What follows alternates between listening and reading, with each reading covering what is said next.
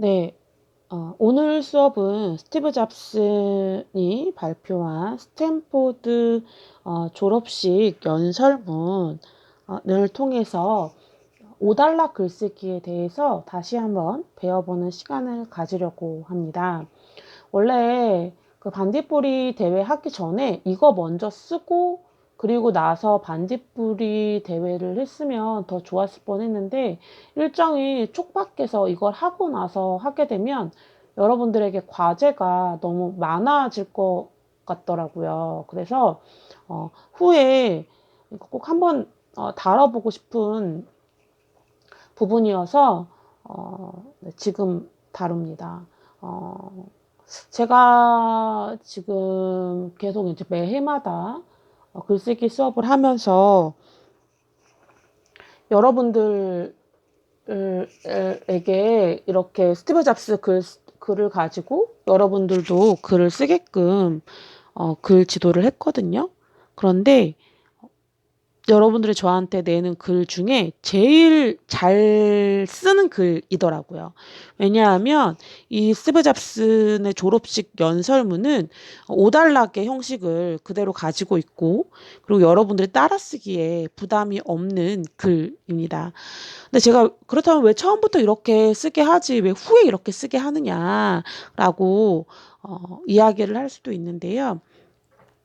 저는 사실 처음부터 이렇게 정형화된 글을 쓰게 되면 여러분들이 글을 쓰는데 갇힌 글쓰기를 할 수가 있거든요.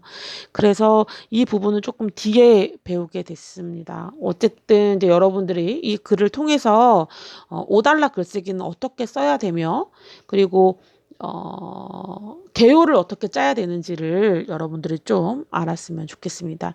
이 글에서 가장 여러분들이 주의해서 봐야 될 게 뭐가 있냐? 단락, 네, 나누기와 단락의 네, 소주제는 어디다 써야 되는지에 대해서 여러분들이 좀 배웠으면 좋겠습니다.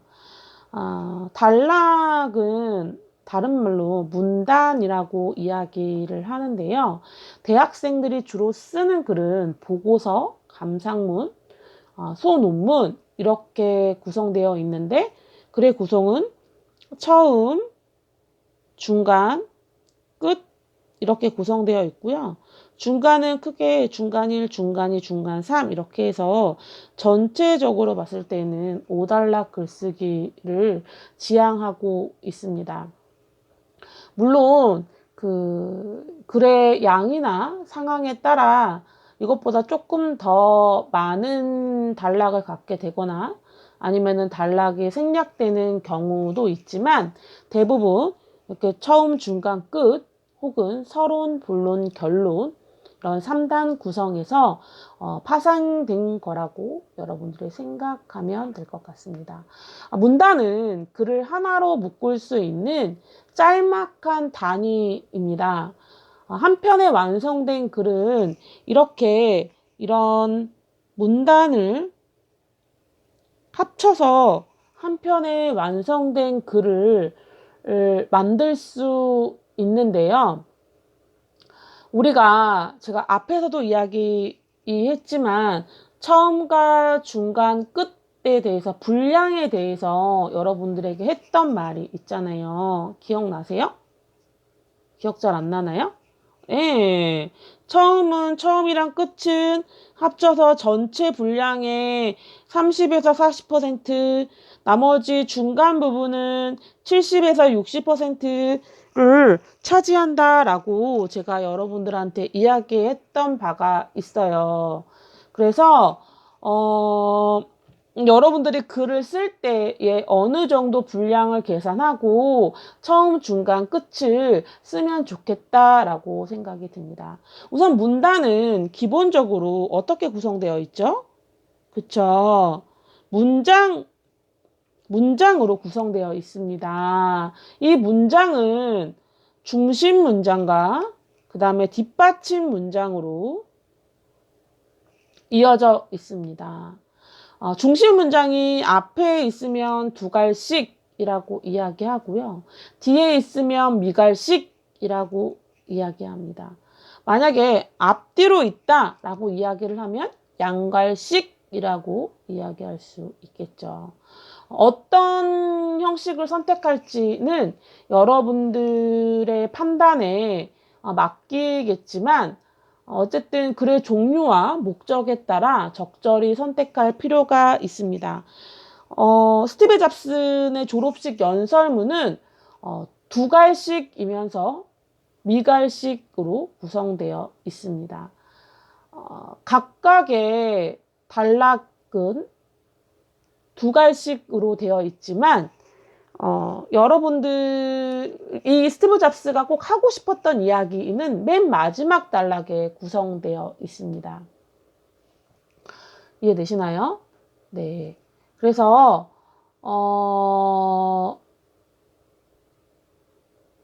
그래서 이제 문단을 만들 때에 이제 이렇게 한 문단을 만들 때 여러분이 주의해야 될 사항이 있는데 문단은 한두 문장으로 만들어지지 않습니다.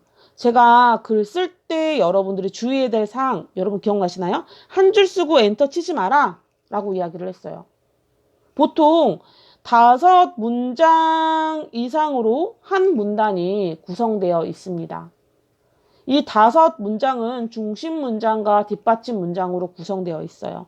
하나의 문장과 하나의 문단에 있는 이 글들은 이렇게 연결고리가 되어 있습니다. 첫 번째 문장을 쓰고 그 문장을 뒷받침하는 이야기를 쓰고 이 문장을 또 있는 문장을 또 씁니다. 더 이상 이어질 말이 없으면 엔터를 치고 다른 문단으로 넘어갑니다. 이해되시죠? 문단이 넘어갈 때에는 들여쓰기를 통해서 문단의 시작을 알려야 합니다.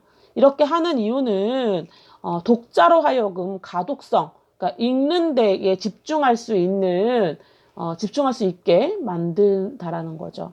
그래서 한 장을 다 쓰는데 한 번도 엔터를 치지 않았다?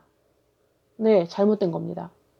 혹은 한 장을 다 쓰는데 엔터가 10개 이상이다? 그것도 잘못된 거예요.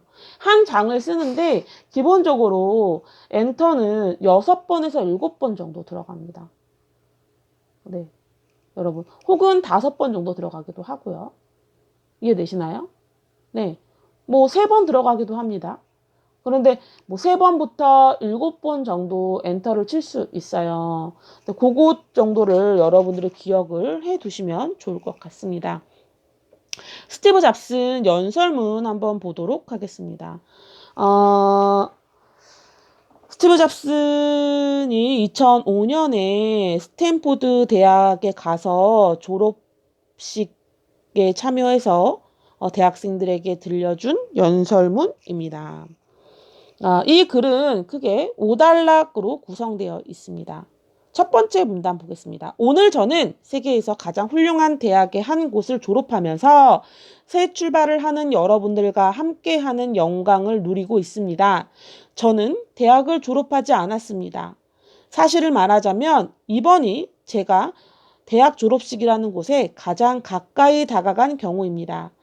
오늘 저는 여러분들에게 제 인생에 대해서 3가지 이야기를 하려고 합니다. 라고 이야기를 하고 있어요. 이거 지금 내가 앞으로 3가지 이야기를 하려고 해. 라고 소개하고 있죠.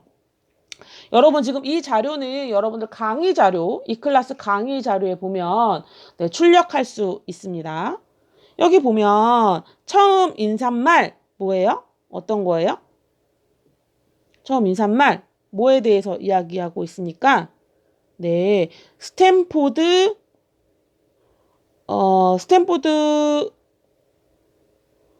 졸업식 연설문 서두라고 이야기를 할 수 있겠죠. 그죠? 그리고 소주제는 뭐예요?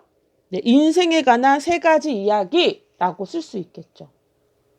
이해되시나요? 네. 이해될 거라고 저는 생각이 듭니다. 그래서 여러분들이 그것과 해당하는 부분을 여기에다가 이렇게 쓰시면 됩니다. 네, 제가 지금 이제 처음 알려드렸는데 처음은 여기다가 그냥 이렇게 쓰시고 지금 이제 각각의 단락을 보면서 요 이제 빈 부분이 있어요. 이 부분을 요약해서 여기에다가 넣으시면 될 것 같습니다. 이해되시나요? 네. 요거와 네, 함께 더불어서 여러분들이 스티브 잡슨 연설문을 보고 여러분들 고등학교에 가서 후배들에게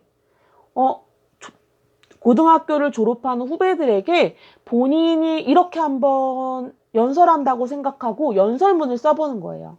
이렇게 크게 5단락으로 나눠주면 됩니다. 근데 굳이 구성을 쓸 필요는 없지만,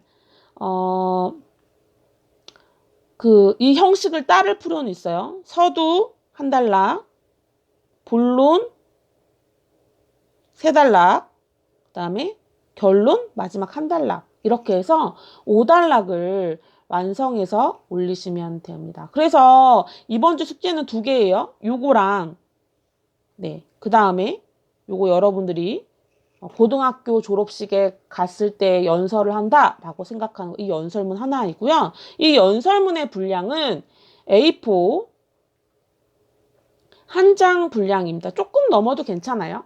A4 한 장 정도의 분량이라고 생각하고 쓰시면 될 것 같습니다. 그래서 다시 네, 앞부분으로 돌아가도록 하겠습니다. 여기 이제 우리가 글을 쓸 때 주의해야 해야 될 부분이 있거든요. 한번 볼게요. 아이고. 네. 첫 번째 이야기는 점을 잇는 것에 관한 것입니다. 라고 되어 있어요. 여기 첫 번째 단락의 소주제에 대해서 이야기를 하고 있는데요. 저는 리드 대학이라는 곳을 6개월 다니다가 그만뒀대요. 스티븐 잡스는 그 후 18개월 동안 그냥 돌아다니면서 청강생으로 여기 있었어요. 그리고 나중에 자퇴를 하게 됐어요. 근데 왜 내가 자퇴를 했냐라고 보면 자기가 입양하였고 자기를 입양한 부모님들이 가난해서 자신의 학비를 대줄 수 없다라는 걸 알았어요. 그래서 얘는 과연 부모님이 힘들게 번 돈으로 대학을 갈 필요가 있을까? 라고 생각을 하고 결국에는 대학을 그만두기로 결심을 했죠. 그런데 바로 나올 수가 없었어요. 그래서 리드 대학에 머물면서 서체 교육을 배우게 됐거든요. 그죠? 그 부분이 이제 이 뒷부분에 나옵니다. 그리고 위로 올라가면 네. 그래서 이 서체 교육을 통해서 자기가 맥킨토시 컴퓨터를 만들 때 되게 유익했다라는 부분이 나와요. 볼게요. 여기 앞부분에 대한 건 점에 대한 네. 점에 대한 이야기이잖아요. 자퇴를 하게 돼서 서체 교육을 받게 됐고, 그리고 이게 나중에, 네, 맥킨토시 컴퓨터를 만들 때 도움이 됐다. 그러니까 전혀 관련 없는 일들이 나중에는 다 뭐가 됐다? 자신에게 도움이 됐다라고 이야기를 하고 있는 겁니다. 두 번째는 사랑과 상실에 대한 이야기를 하고 있거든요. 그죠? 근데 여기 이 애는 이제 무슨 말이 있냐면 얘가 성공을 했는데 자기가 성공한 회사에서 뭐 하게 됐어요? 잘리게 됐어요. 도저히 있을 수 없는 일이죠. 그런데 그 일이 벌어졌어요. 그때 얘가 갖게 된 어떤 상실의 마음이 있어요. 근데 그런 게 나중에는 자기에게 뭐가 됐다? 네, 성공하는 어떤 밑거름이 됐다라고 이야기를 하고 있어요. 사랑과 상실에 대한 이야기도 연결해 보면 내가 의도하지 않았던 나의 불행이 나에게 뭐가 됐다? 다시 도움이 됐다라고 이야기를 하고 있습니다. 이해되시나요? 그리고 세 번째도 있을 거예요. 세 번째는 이제 죽음에 관한 이야기를 하고 있거든요. 그런데 이 죽음에 대한 이야기를 통해서 죽을 줄 알았는데 나중에는 어때요? 네, 살 가능성이 있게 됐다라고 이야기죠. 이 스티븐 잡슨의 연설문을 보면 마치 인생은 세옹지마다라는 사자성어가 떠올리게 됩니다. 이 각각의 이야기는 서로 다른 경험들을 이야기하고 있는 것처럼 보이지만 사실 하나의 이야기를 이야기하고 있죠. 그쵸? 뭐라고? 실패에 멈추지 말고 우직하게 앞으로 나아가라 라고 이야기를 하고 있습니다. 이해되시나요?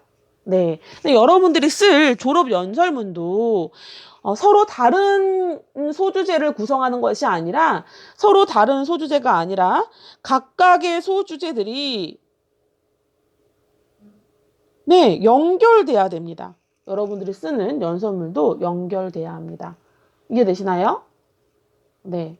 그래서 제일 중요한 거는 여러분들이 태고를 할 때 다시 한번 읽어보는 거예요. 다 쓰고 빨리 하고 넘겨야 되겠다 라고 생각하지 말고 다시 한번 생각하고 이게 처음 이야기하고 있는 게 끝까지 전달되고 있나를 먼저 생각해 보시면 좋을 것 같습니다. 네.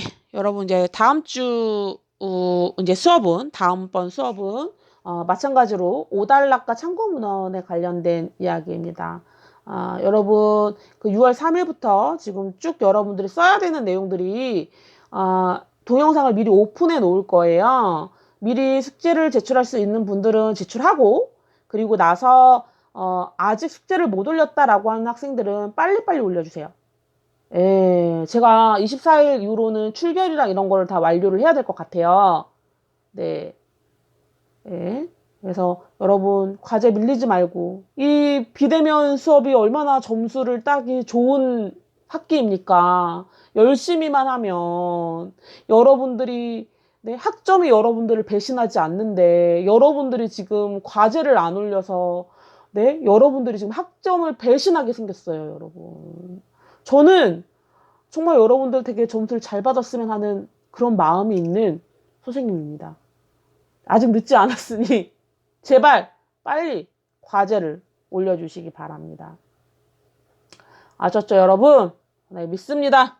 네, 이번 학기 글쓰기 네, 탈락자가 없었으면 하는 그런 마음입니다.